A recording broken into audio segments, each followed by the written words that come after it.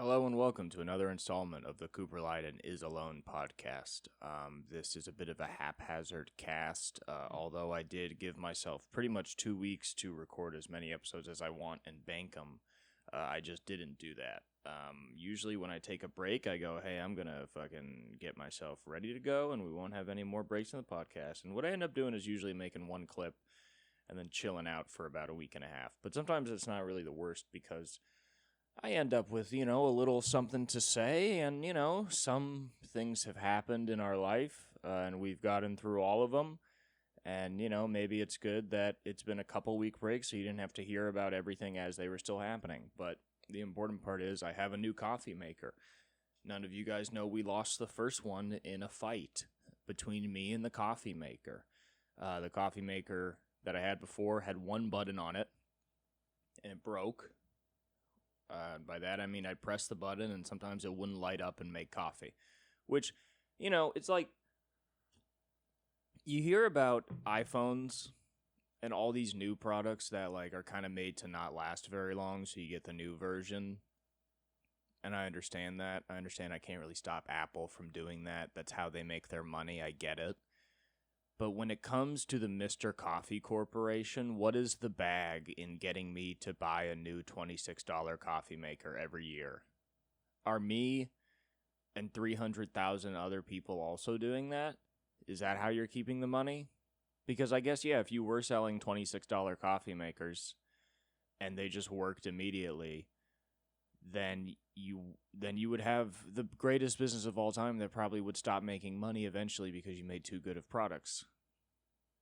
But I don't know. I think their business is not, hey, these will break and, people will come get new ones, as much as, hey, people will buy these shitty coffee makers. There's 24-year-old guys living in studio apartments that, for whatever reason, will not buy a Keurig.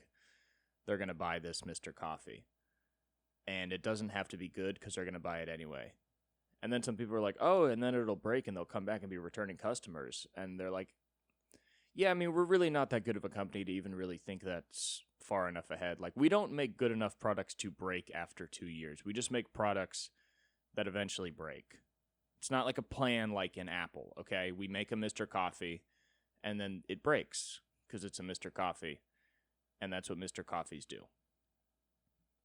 So that's where we're at, but it broke. It actually did not, sorry, that's not the end of the story at all, actually. It's just been doing that for a few weeks. It's been going on and off. I try and press the button. It takes a while to make the coffee.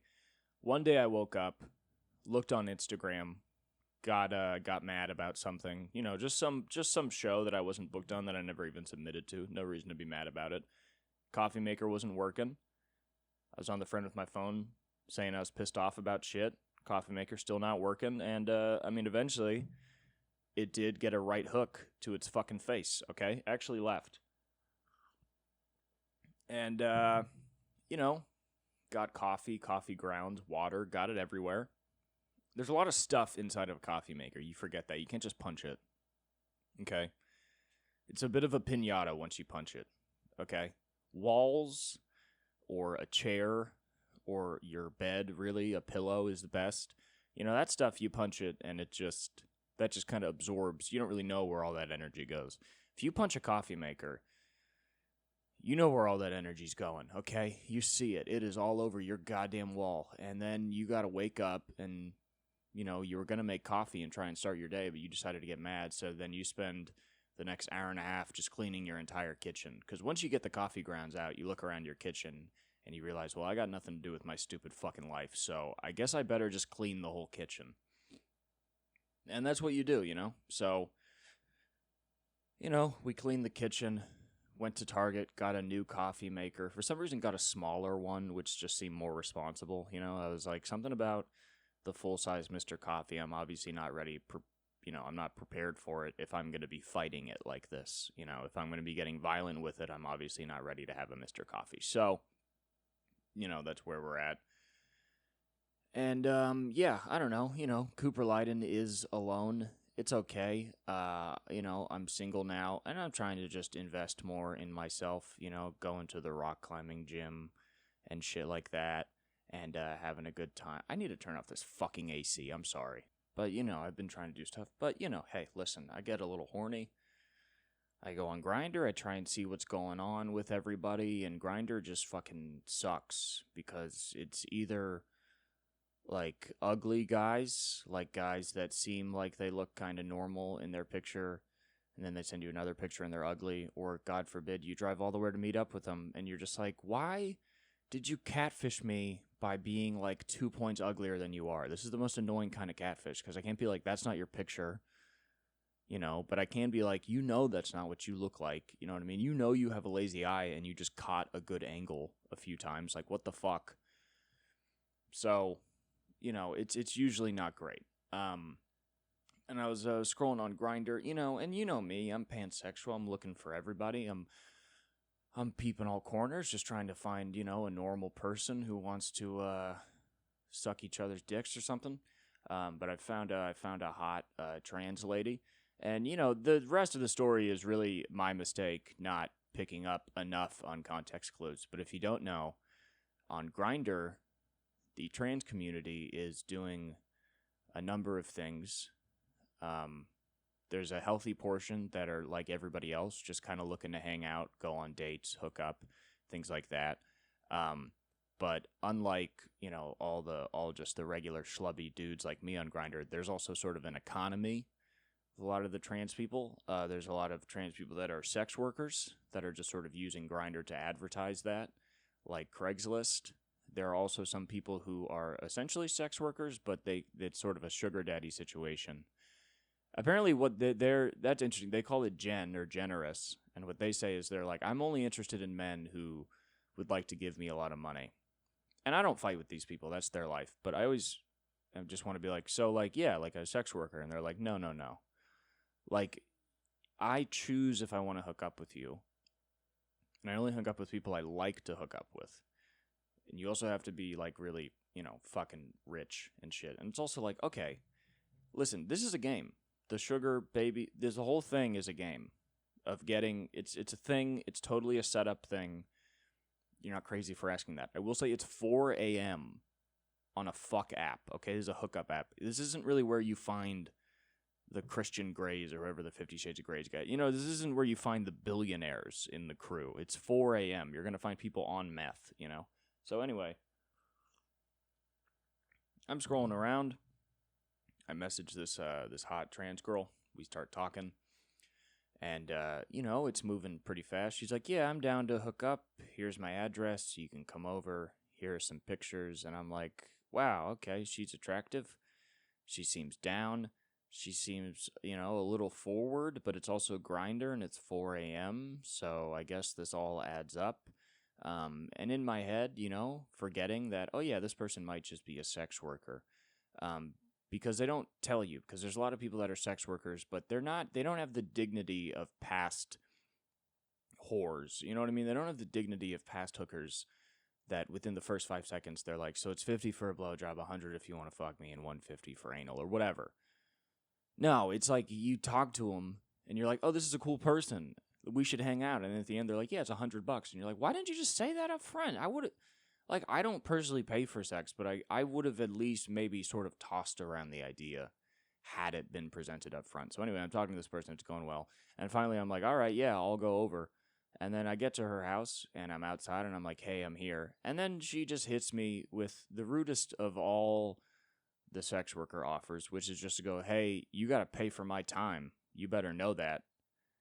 And so immediately I'm like, oh, I'm just going to leave because this person's bait and switched me. Now, of course, some of you are listening thinking, Cooper, there's a hot person at 4 a.m. saying, come on over. Why are you just believing them? Well, because it's Grindr, and there's a lot of outlaws on there, okay? And there's a lot of people that, just within a few questions about safe sex and blah, blah, blah, are pretty ready to meet up with somebody. And some of them are pretty hot, Okay, so sometimes you believe, okay, that maybe it could just be a nice enough place that two adults could agree to fuck each other and you could show up. I don't think that's so crazy. But I showed up, and she's like, you got to pay for my time. And so immediately I'm like, okay, I'm going to leave. But I was kind of curious, so I just also asked her, I was like, how much is it? Because I was like, what is she, like, she's bringing guys all the way out here with the assumption that, well, since they've already driven out here, they'll just pay it. So it's like, how much? And it's like $60.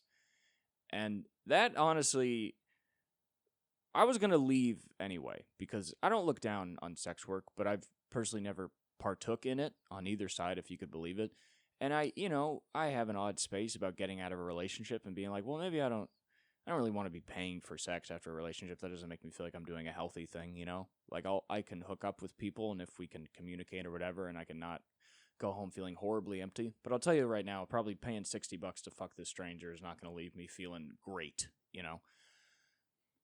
So I decided to leave. But the 60 pisses me off, because it's like, damn, you are dragging guys out to Glendale. It was like a 20-minute drive for me. It was like, you're dragging guys out to Glendale to fuck you. And for some reason, you're thinking that the $60 is going to be such a deal breaker that they're just not going to show up. And, how wrong are they? I don't know. I don't know if I would have shown up, because I'm not really like I don't purchase sex work. But it's also like, listen, man, if you just said that up front, I could be like, okay, this person's pretty hot. That's $60. I've never paid for sex. Let's think about how we feel. I'm saying the answer probably would have been no, but I would have liked to have thought about it not outside of their house. Because here's the thing. It's not necessarily that I'm ashamed to pay for sex. I think the jury's still out on how I feel about it. I don't really have any issues unless the person who you're giving money to is not, like, being trafficked, I do have problems with being duped and feeling like an idiot. And that was what her sales pitch made me feel like. It was like, okay, yes, I do feel very dumb for not picking up that you're also selling sex, like a lot of people on this app. My bad. I will say, I don't like that you've bait and switched me. That now it's like, if I go in there and fuck you, it's like, haha, I got this dumb guy to give me $60. And it's like, I wanted to suck your dick, which is like cool if I'm not paying you to do it. If it's like, yeah, I like sucking dick sometimes, some mutual head is nice. But it's not fun when every time I'm sucking your dick, I'm like, I paid $60 to do this? I already have enough internalized homophobia already, feeling like a bitch for sucking your dick. But it's like, now I'm paying to do it? Get the fuck out of here, So, I don't know. We got to do something for the trans people of Grindr. I can't imagine this is a very sustainable business. Even as a sex worker, it doesn't seem like a great way to find the most clients. There's also a thing where trans people, so the majority, of course, just looking for dates, hookups, like anybody else. Then there's people that are selling sex. And then there's an interesting portion, which is sort of also the people that like money for sex, but different, is where they just want a house. There's a lot of, and I'm not even trying to say this to be funny. I'm legitimately curious as to what, sort of the housing situation is with a lot of these trans people on Grindr, because, as a comedian in LA, I know a good amount of trans people, and I've seen a few of them ask for money to get new apartments, and I see a lot of that on Grindr, except they're not asking for money to get new apartments, they're asking to live with you. So a lot of times I'll live with you, or maybe you buy them a hotel room, but they don't have a place to stay. And it's interesting, because obviously any minority group, like this has been seen with black people in America for, over 150 years, I feel like now. But any group that, has an opposition force against it, that is oppressed at all, is usually going to have a hard time finding some goddamn real estate. Usually, though, they can end up finding an apartment if they can pay for it. I do think there's a lot of issues with housing in LA. I will say, though, that if somebody does have enough money to pay for an apartment, that whatever their race or sexual orientation or gender, you could find a place to live. I'm sure there are some places that are still very prejudiced. I would not be surprised if Beverly Hills is very hard for a 24-year-old black man to get an apartment in. I'd imagine they'd give him guff. But I mentioned it, all these trans people, they all need a place to stay.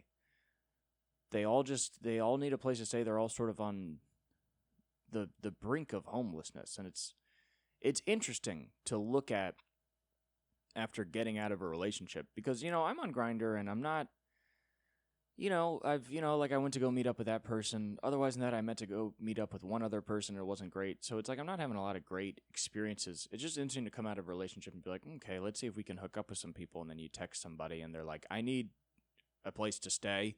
And you're like, oh shit, I'm not even ready for like a girlfriend or even very, serious committed dating, let alone you want to live with me? I'm so confused. I think it's maybe like a money thing where it's like maybe there's some guys that are helping these people out, but are kind of pieces of shit where they're like, yeah, I'll get you a hotel room. You just got to suck me off, And then it's like, God, that's even worse than just regular sex work because it's like a sex worker, some of them have a lot of money. It's like this person, sucking my dick. I paid him $100. They'll go off to their apartment, which is nicer than mine, But now in this case, it's like, yeah, this person's sucking my dick because they got nowhere else to go. It's like, Jesus. And it's interesting because, that's kind of what I assume is probably happening with a lot of these people. And that's kind of thing you see in a movie, like some Gen X Bret Easton Ellis movie. And you're like, man, this is so dark. This is really dark LA stuff about people just trying to survive and being taken advantage of. And that's the only way they can find help. But it's like it almost doesn't even seem real. Of course, it's real, though. You just don't know where you see it. And then you go on Grindr and you just see it. It's just right in front of your face of all these people who, like, are either trying to scam people or need a lot of help or both. It's usually both is sort of the double-edged sword of it. And you're just like, what the fuck? You know what I mean? Like, how the hell are you supposed to find a normal date around here? So, I don't know. Yeah, but that's what's going on. You know what I mean? And it's very interesting. The gay dating scene is not as simple as people put it. I'll tell you that much. This whole myth that it's like, yeah, a guy can go get another guy to suck his dick whenever he wants, is a very straight thing.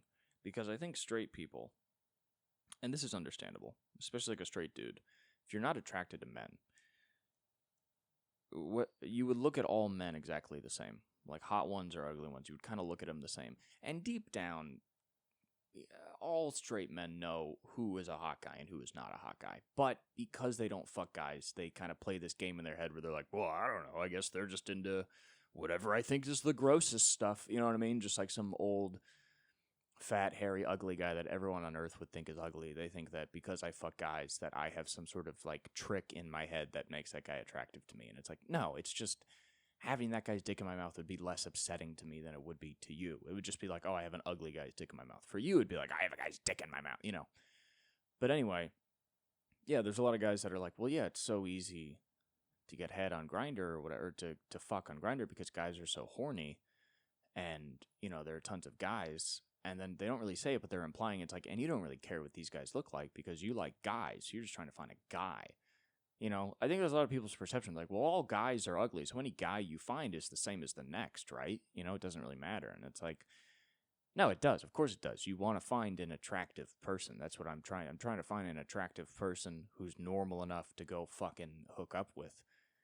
And yeah, it is odd because it's like you find a guy that's attractive and that is, relatively normal. But if they're relatively normal, they don't spend a lot of time on Grindr. So you talk a little and you're like, yeah, let's maybe hang out on Sunday if you're free. And then, maybe Sunday comes and you're not feeling it, and you don't text them, or you are feeling it and you text them and you're like, oh, and they're like, oh, I'm busy this day. And it's like normal people stuff, It's like the only people that are really like, yeah, I can meet up right now. Let's fucking go. Is like just some guy that's so goddamn ugly and like, there's all this stuff in his bio that's like, I'm down to party. And you're like, this guy just wants meth. Like the only people that are really willing to meet up with you quickly either want you to pay him to fuck them or they like want to go buy meth with you, So it's like to find an actual good looking guy with like a nice dick that you're attracted to that's relatively normal that you could just hung up with and have a normal time is like exceedingly hard, It's not necessarily as hard as like dating on Tinder because that's a lot of subtlety. That's sort of like you talk for a few days before you even meet up. Here, it's just sort of like, listen, we're trying to do a very direct, somewhat gross kind of quick hookup thing, but I also need you to be normal enough that it's not like we're fucking doing this in the 80s shrouded by secrecy. Like, can we just get this going? You know, like, you want to come, I want to come. Can we just be cool about this? We don't have to be freaks. It doesn't have to be like a fucking, I'm face down, ass up, the door's open and unlocked, you know? So it's like, yeah, it's like, I guess technically I could go on Grindr any day of the week and get my dick sucked, but for the most part, it would be by a 44-year-old man who's like cheating on his wife and he's ugly, you know? So like, what's the goal, you know? And the only real benefit that Grindr affords you is like sort of a lack of vulnerability. And that's the reason that I've been on there and not really like Tinder and a lot of straight dating apps. Because those are people, you know, if you're on a normal, regular dating app where you're answering a lot of questions and you have pictures on all over your profile, which I have pictures on my Grindr, but it's not like Hinge where you answer questions. If you're on a straight dating app where you're answering questions, you have your life together enough to present it. You have 7 photos that show you out and about doing stuff. You have several prompts telling you about hobbies. You know what I mean? And I got hobbies. I'm playing guitar. I'm rock climbing. I'm doing stand-up. I'm podcasting. Those are passions. But anyway, you know, it's like I got stuff going on for sure. But you need to be able to, you know, put a smile on your face. You can't be a guy getting out of a relationship who fucking hates himself and he's all negative, you know what I mean? Because then you got to spend 4 days or so, a lot of times on Tinder before you meet up with people, you spend a decent, you know, at least a couple days talking, you know what I mean? Because it's not, you know, because like women are like, yeah, I'm not just going to randomly meet up with a guy, you know what I mean? I got to get to know if he's a nice guy. So obviously, you got to be able to seem like a nice guy for 4 days. And I honestly feel like I could seem like a nice guy, but I also seem like a pretty negative, self-deprecating guy. I'm not really coming off as hot and confident, so I wouldn't be surprised that in a couple days of a girl talking to me, she'd be like, you know, there are other guys on this app that seem a little more chipper, you know what I mean? But on Grindr, it's like, nobody cares how you feel. You can feel however you want, so that's the only advantage of Grindr is just sort of that sort of quickness and like, hey, if you want to fuck, I'm down, if, you know, let's meet up and fuck. That's what it gets you. But other than that, it's like, it's just people treating you like shit. You know what I mean? It's weird because with the hookup culture, with the quickness of it, it also leads people to be like kind of a lot more mean. You know, like they'll ghost you or just like. Sometimes people just say rude shit to you. A lot of times, I think it's because trans women are so fetishized and they get treated like shit on Grindr because people just message them and they're like, I want you to fuck me. I'm attracted to trans women. You're like a fetish to me. And they, you know, they get treated like objects. It's really terrible. So a lot of them, you know, the very sexy ones, will, you know, usually not respond.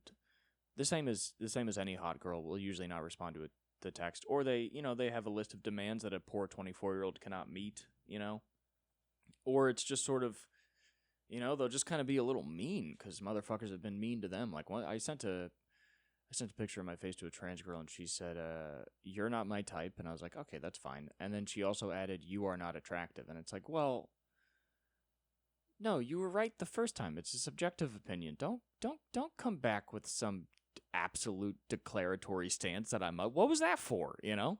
But that's what you get. You would never get that on something like Tinder, where it's like this slow build, where it's like, oh, a match. What does he look like? Let's look through his profile. Okay, he seems nice enough, let's message him, and then you talk for, like, usually, if you're doing that kind of stuff that's not so into sex and more so like, what's this person's like, that conversation is not going to end with you being like, you are ugly, you know?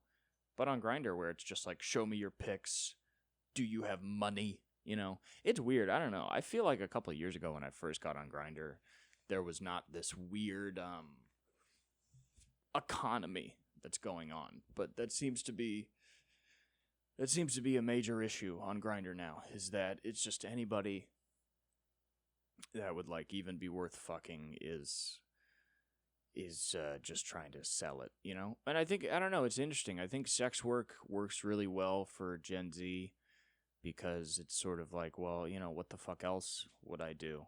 You know, I can make money now. I don't have to have a job. It's easy money. And if I don't care about the sort of social implications, which have lessened now in the new age of being a sex worker, then fuck it, you know. So I get it. It's a big thing, you know.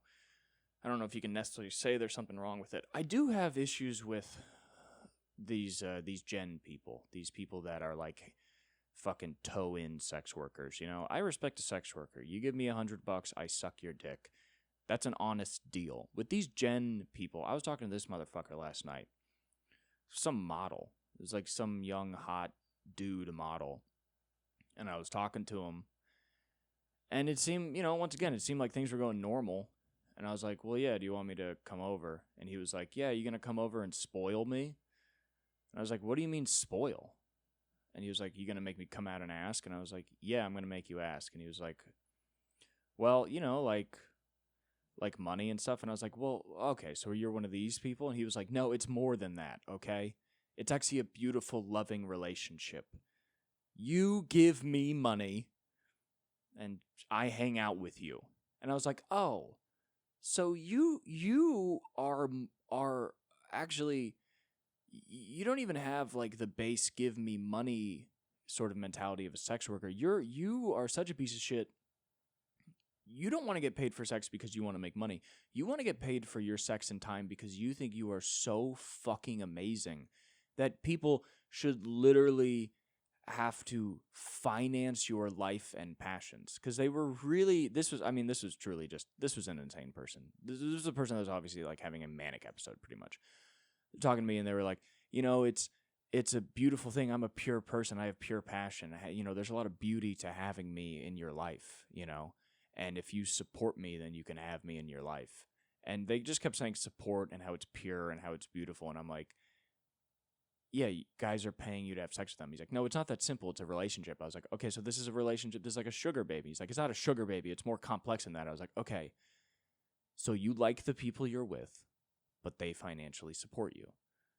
So this is the nuclear family is what you're describing. You fucking idiot. You're talking about a single income household? Is that what you're talking about? You're talking about being a house husband for whatever rich guy you want to fucking fake marry?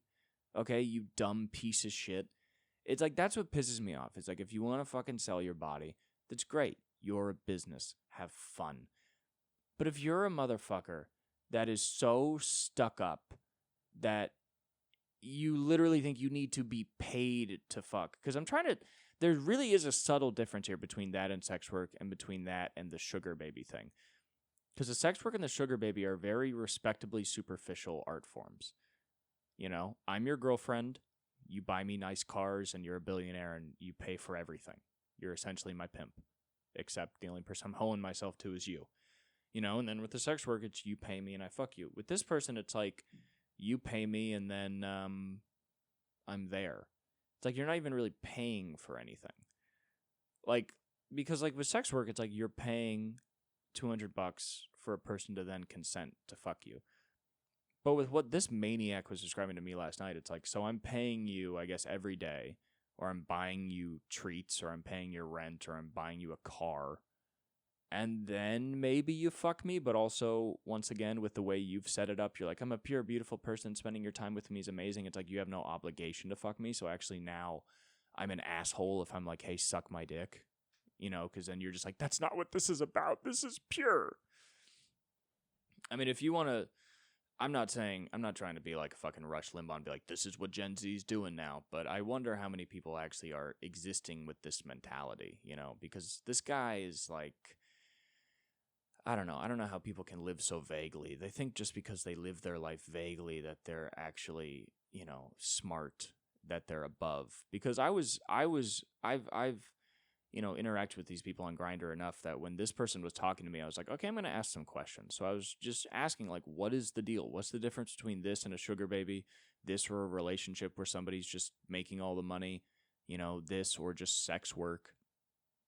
And they just kept saying, like, it's a lot more pure than that. They just kept ascribing adjectives without actually explaining brass tacks what the deal is. Because for them to explain what the deal is, it's you give me money and I hang out with you. Because they go, oh, I'm pure, I'm true to heart, I'm this, I'm that, I'm blah, blah, blah. But if you start getting involved with one of these people and then you stop breaking them off, within 30 minutes, they're going to be like, hey, where's the fucking money?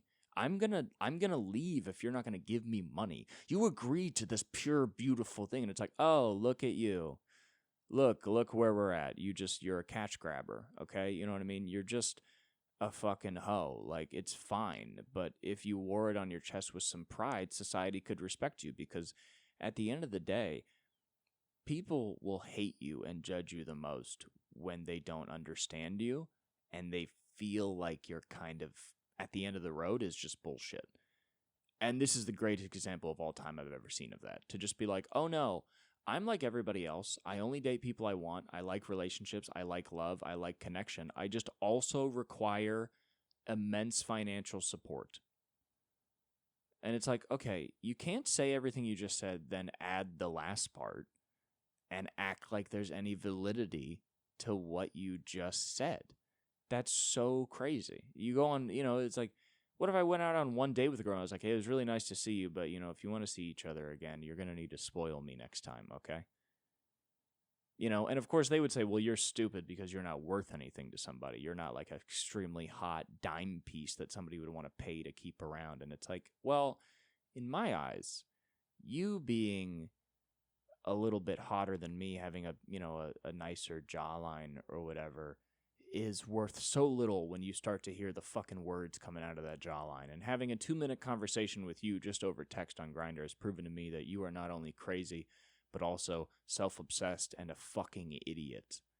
And to say that there's such a beauty to hang out with you that it should actually be paid for shows that you do not understand basic principles of human connection and what it means to care about somebody. That if your entire relationship is based off money, that it has to be there, then it's not a real relationship. And of course they would say, well, the relationship is not based off of money. The relationship is based off of trust and love, and that trust and love is shown through money.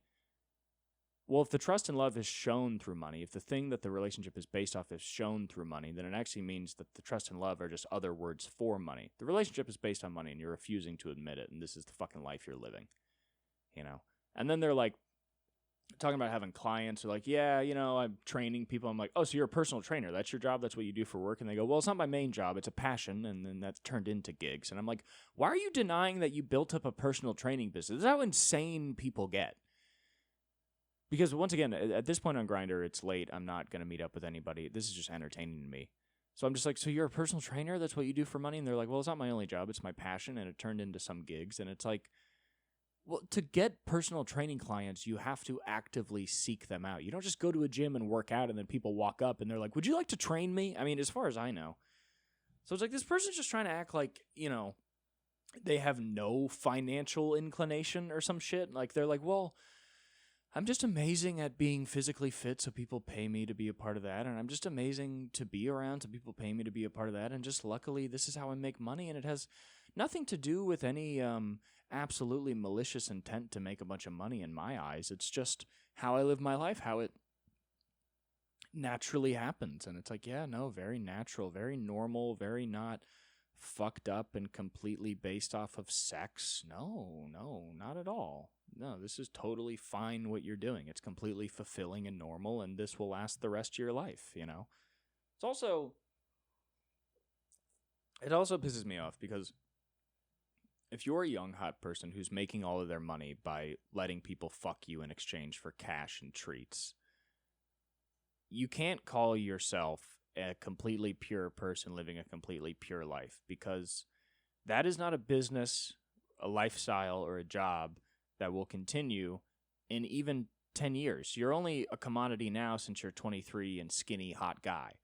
The minute you're even 30, you're not worth anything to anybody. In terms of that economy, in terms of pretty young thing economy, the minute you're 30, I mean, your stocks drop at least half of what they were. So it's not pure. Because if it was pure, it would rely on who you are inside as a person, not what your body affords you at the current moment, okay? I like to think that my pursuit of stand-up is pure because it has nothing to do with, me being hot for me to get the things I need or whatever. I'm just doing it because I like to do it, and it's something that a skill that would persist in my body no matter what I look like, And it would, of course, change with it as my environment changes, but either way. So, I don't know, man. It really does anger me, like the hubris of somebody who is asking for money on Grindr while also denying being a sex worker and just acting like there's me and then there's them, and there is a class of people who you must pay to fuck. You know what I mean? And yeah, it's just interesting how sex and gender work. Like, I wonder if, trans people hadn't been so hated by so many groups of people and also fetishized by so many groups of people and made such a big deal, if the current landscape of Grindr would actually look the same. I don't think it would. You know what I mean? I think if trans people were treated just like anybody else, as, of course, I guess it's a newer thing now, but it's been around for forever. But if, when it really got into the mainstream, if most people's response was, okay, well, that's something people are doing because it's who they are inside, and not every woman is born with a vagina, whatever. So it doesn't really matter. We can just move on and be people. Let's just understand about. I think if that was the case, you'd go on Grindr and you'd meet trans people the same way you'd meet any other group of people. But it seems like when they're turned into this third thing and this other in society, that they then become a commodity and start sort of selling that otherness, because then, because there's tons of trans people being like, well, there's all these fucking closeted guys that all they want to do is fuck a trans lady, but they're really embarrassed of it and they're scared. So if I say, hey, $50, I'll keep it quiet, fuck me, it's an obvious business, I wonder, without the taboo and stuff like that, how much that still exists, Of course, there would still be, trans sex workers, the same as there are sex workers of any group of people. But, I wonder if, like, because there's people on the streets, like on Santa Monica, there's like trans sex workers just standing on the corner. And that's been a mainstay since the 80s, probably the 70s, maybe even before. But then it's this new thing where young people, 23-year-olds, young, hot people who had never stood a day on a corner are now on Grindr, and they're like, I'm looking to fuck, but I'm also trying to make some money off it. Which is interesting to me. You almost feel bad for the people on the corner where you see these young people on Grindr and you're like, fuck you. I'd rather give my money to a fucking small business lady on the corner. You know what I mean? At least she knows how to suck a dick. You're just young and like kinda hot.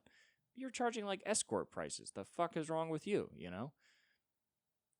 It's just, but yeah, I think they do that when, my assumption is they get on Grindr and they're not selling anything. They're just trying to meet up with people, and then they get treated like just pieces of meat with all these guys just being like, hey, baby, let's fuck right now, until eventually they're like, well, I'm not going to find anybody I actually want to fuck on here or even want to hang out with. So I might as well just charge the guys who I don't think are too gross to fuck me and make some money, because this sucks anyway. Which is too bad. But I don't know. I'm thinking maybe I'll just start trying to sell stuff. I mean, it's an option. I've gotten offers from old white men will hit me up and be like, "Hey, you want to get spoiled?" I don't know. I never want to be committed to somebody sexually when it's like not a romantic relationship. Because there's a lot of people. There's also a thing that a lot of trans people on Grindr are doing is they are dominatrixes, like mistresses, and I could maybe get into that for a night. I don't really want to call myself a bitch and be like, thank you, mommy. But it's like, I'd suck a trans lady's dick and let her fuck me one night, I'd go for that.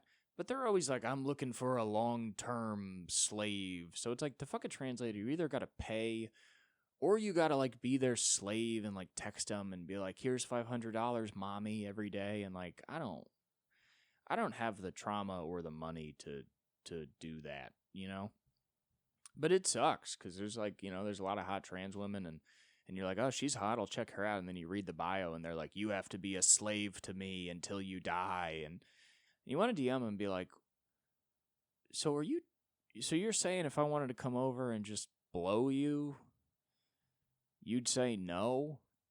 Like, listen, I know I'm not the hottest guy in the world. I think I'm all right, though. I think I'm like at least above average, maybe not by a lot, but above average in attractiveness. I'm offering you a free suck job, and you're saying that instead of that, I have to email you for 5 days so you can see my commitment to being a slave, and then I don't even get to fuck you for 9 months, and I got to pay you like $3,000 in the meantime. Like, this is exhausting.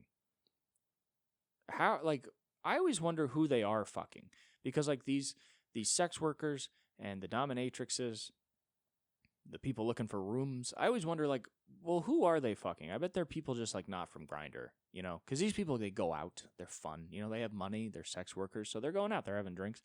I'm assuming maybe they meet people out. And then those are the people that they truly just fuck. That, like, I'm just going to fuck. But it's, I don't know. I wonder what that does to your brain, you know, where if you are, because if you're a sex worker, I think that could keep your brain okay. Because you go, I'm on the corner, and then I'm not on the corner. So there's work on the corner. That's when I get fucked, and I know what that sex feels like. Then I'm not on the corner. And there's other sex out there. There's just normal sex with people I meet. So maybe, you know, I don't know what that does to your head. It's probably not good. But I wonder how it is on Grindr, if that even fucks up your sexual concept even more, because now you're not on the corner, it's just all on Grindr. So you're just like, yeah, I fuck and I hook up, but I've turned it into a thing where I can only see it through the lens of financial obligation to me.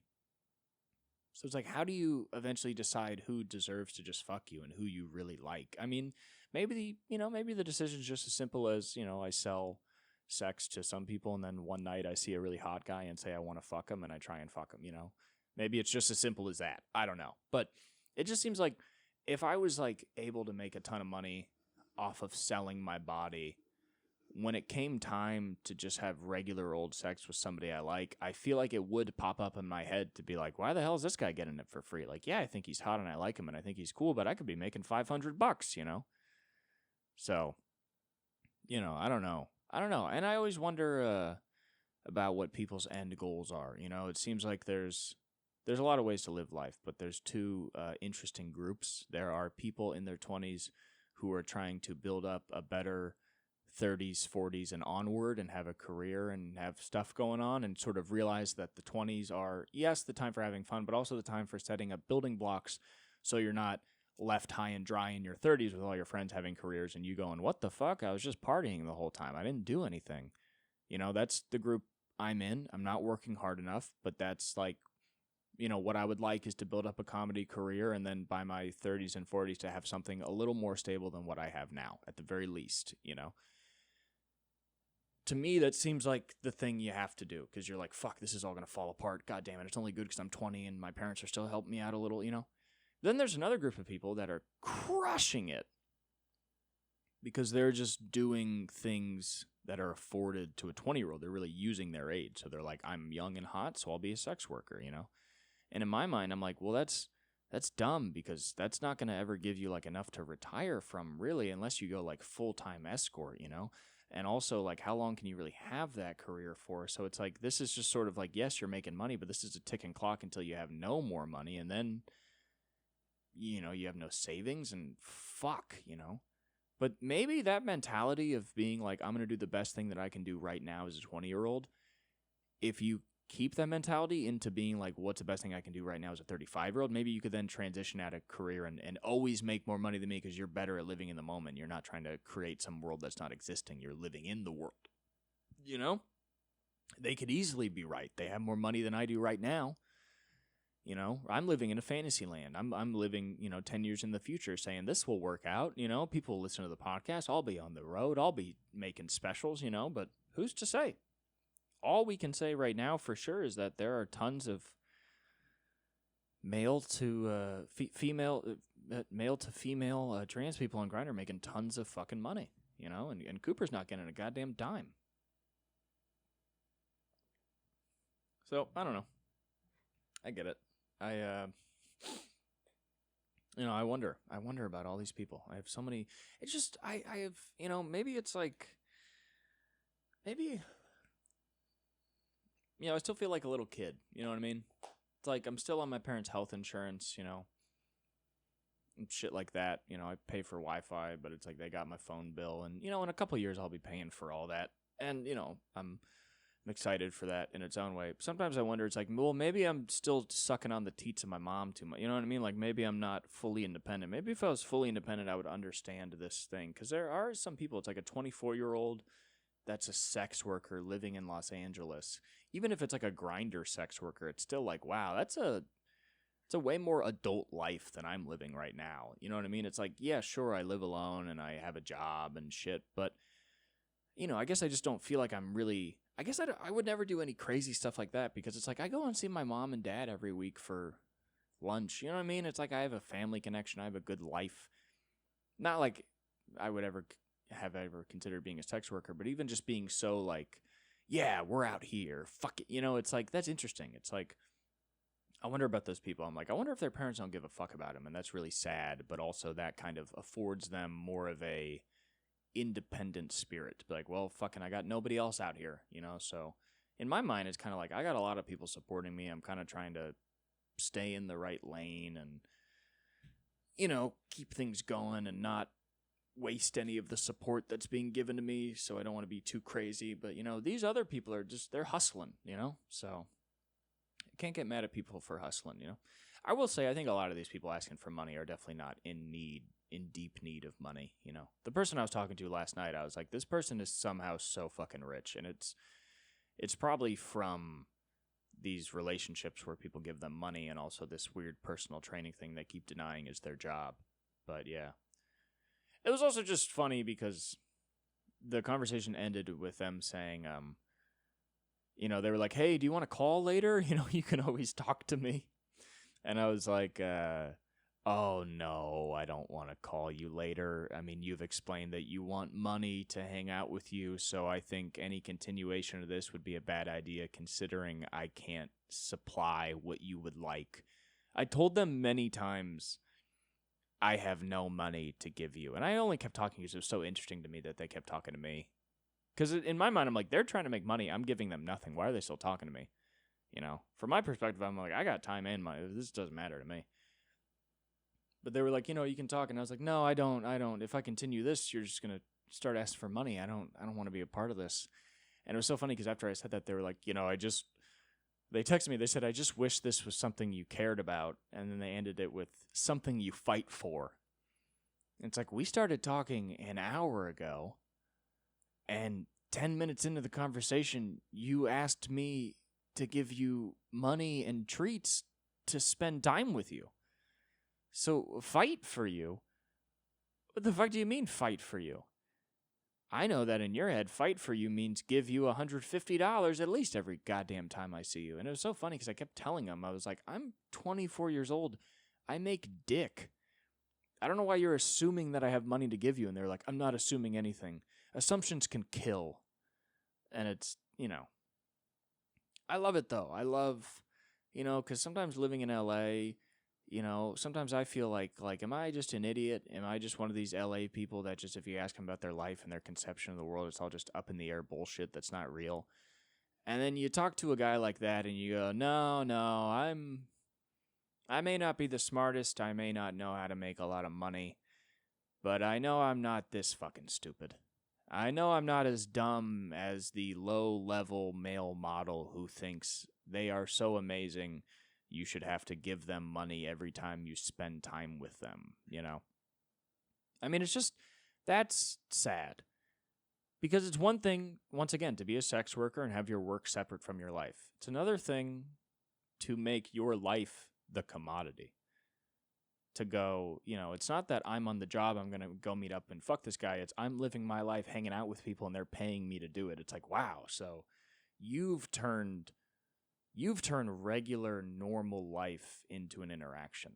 With the sex work, at least it's just sex. We know what it is. Boom, boom, bang. With you, it's just all a lie, I guess. Hanging out, talking, calling. You know, because when they said, do you want to call? I was like, yeah, see, this is where it gets into you charging. Because you go, I was just on the phone with you for an hour. Why don't you treat me better and give me some money? You know, it's like it's all right there and so obvious that all of your self-proclaimed pure, beautiful, loving actions are purely for money. And once again, I don't think I can sit here and say there's anything inherently wrong with asking for money in exchange for your time. I do think there is something wrong with that when you act like that's not the business and that you're not just a business person and this is how you make money. I think it's the lying about it that really hurts. It's the going, this isn't prostitution, I actually like you. It's like, ew, dude. You are so fucked up. I mean, that's the most Gen Z thing in the world to be like, oh yeah, it's better prostitution because I'm lying about being your friend the whole time. It's like, ugh. I mean, at least the fucking whores in the 80s, at least, they had the wherewithal to be like, all right, get the fuck out. Great to meet you, John. Good to see you again this week. I'll see you again next week, but time's up. And that's fun. That's an agreement. That's adults. There's boundaries, there's rules. With this, it's like, what are the boundaries even? You know what I mean? And it's also like, what a terrible way to get hurt, even for a billionaire. What a way to weaken yourself as a billionaire is to just pay people to hang out with you, which I guess they all do. But imagine if you had like $50 billion and you're paying this young male model to spend time with you.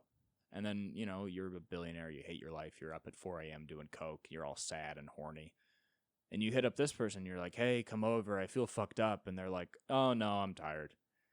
And you're like, I broke you off $1,700 this week. Get the fuck over here. And they're like, ew, I'm not a whore. You can't tell me what to do. And then you're like, what the fuck am I paying for? And it's like, well, yeah. You got into one of these vague, stupid sex work agreements. I mean, it's like, listen, I want everybody to live their life the way they're able to live their life, but stop trying to set boundaries for vague things when you're really just unwilling to admit you're a sex worker. Just like, fuck you. It's not shameful. It's not shameful unless you are obviously have shame about it, which you do because you're just refusing to acknowledge you're a sex worker. And they're like, no, I'm just in relationships and it's not about it. It's like, you're a sex worker. It's fine. Just admit it. It's actually very gross that you're lying about it, Because it's like, there's an element of consent on the John's part to know what they're consenting to. To go, okay, I do consent to give you money. We don't really think about that. So it's like, if the worker themselves is lying and sort of misleading, or at least misrepresenting what they are offering, then it's like, yeah, then you're getting into like murky waters of like manipulating somebody, And it's funny because this person's trying to manipulate me, but they're so bad at it because, they're not even like, it'd be so much easier to manipulate a guy just by seeming like you're busy. You know what I mean? If you're just really hot and you're like, hey, I'm busy, but maybe we can hang, like that guy will just keep texting you. But if you're just like, hey, I'm an amazing, beautiful person and spending time with me is an absolute gift. You should give me money. You're an amazing person. You're a good person. You should listen to me. It's like, how dumb are the people giving you money? Are they like little kids? Like literally, you've said the most basic things about psychology I've ever heard anyone say like, you're obviously a dummy. You're a dummy. You're a dumb person. You're a fucking model, okay? You're a bimbo. You're just a male bimbo. And you actually think people should pay for this? I pay a fucking therapist for his time. Do you know why? Because he's practiced for over 20 years and he went to like 8 years of school. That's why. What the fuck are you offering? A 24-year-old view on life? Oh, the view on life of a 24-year-old hot person who gets money given to them? Here's my guess on what your view is. Oh, is it don't freak out too much about stuff? Is it everything's going to be okay? Is it you're actually amazing? Do you maybe think that being given money just to exist is supporting some of those beliefs? Do you think maybe the business that you've set up and refused to acknowledge is actually what's keeping this stupid self-conception you have alive? You're going to look back at your 20s and go like, oh yeah, I was amazing. I was a great artist, I would walk in fashion shows, and then when I wasn't doing that, I would pay people to fuck me. So yeah, I was a lot like Basquiat, you know what I mean? Fuck you. And that's the sad thing is Gen Z, we talk, a lot of people talk about it like Gen Z, they're communists, whatever. The true fact of the matter is, if you look around for 2 seconds, Gen Z is one of the most viciously capitalist, make your own money, private, get your own help, kind of fuck everyone else mentality of more than millennials, more than Gen X, for sure. Now, will Gen Z be more down to pay more taxes and maybe get free healthcare? Yeah, I think most of us would vote for that. I will say, though, you talk to most Gen Z people, all they want to do is make money the easiest way possible, which usually leads them to getting older, not wanting to pay taxes and pay for stuff. So I would not be surprised if the future voting bloc of many people in the LGBT and stuff end up being conservative, fiscally Republican people. Because that's kind of the actual mentality. The person I was talking to last night would, of course, say that they are a liberal and they are not, they hate all that stuff. But if you see how they live their life, if it's about you have to pay me to spend time with you, it's like, hey, I think if you're going to align with anybody, it's probably going to be the party that's interested in making your own private money. All of you, your Twitch streamers, sex workers, freelance artists, it's all very much, laissez-faire gig economy, which of course is stuff that would be helped by, financial regulations that Bernie wanted, so small businesses actually can prosper and not be crushed by big ones. But I will say that with the current landscape of a bunch of young people that are really fucking stupid, narcissistic, and money obsessed, usually those people grow up not wanting to give away any of their money. Now, of course, the mentality of all these young people right now is, yeah, let's sex work, let's Twitch, let's do all our own private gig work and make all of our own money. We can all do it. Everybody should have the option to make money. Fuck yeah. I do think that in 10 years, the group that actually is going to make money is going to emerge, and they're not going to want to give any of it away. And the rest of the people are going to say, please give it away. We want healthcare. We want this. And it's going to be the same thing as it always is. It's like now, instead of, the Koch brothers, it's going to be, the Trixie sisters, the two hot trans women who are the biggest girls on OnlyFans or some shit like that. You know what I mean? Which, wouldn't be any worse than it is now. It's all the same. It's just money. But it's interesting because I guess in every generation, there's at least a portion of people, a substantial group that is interested only in money, greed, and power. And each generation, it's a different group of people doing it a different way. And, I wonder what this generation is going to be. Chances are it's going to be the same sons of these oil manufacturers. I don't think any of these sex workers on Grindr are going to change the political landscape.